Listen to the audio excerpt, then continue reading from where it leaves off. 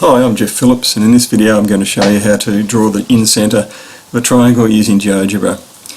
I'd like to be able to do this more easily in Inkscape. I can draw it in Inkscape, but not as quickly as using Geogebra.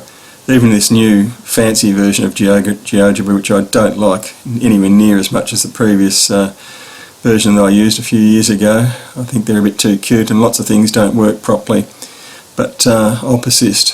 If we go to the polygon tool and just draw a triangle by clicking three vertices and returning to the start.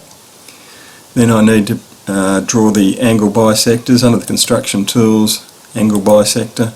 Click on two sides which define the angle and it's bisected.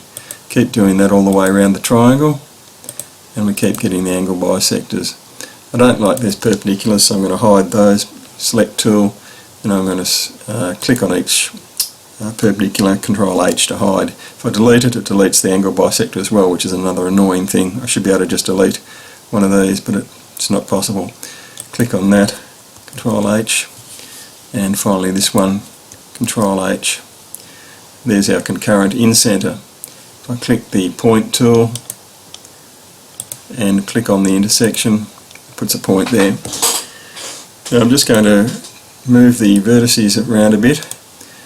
I can't draw the in circle, which is a circle that's tangential to each side, but without a perpendicular line from one of the sides through to this in centre.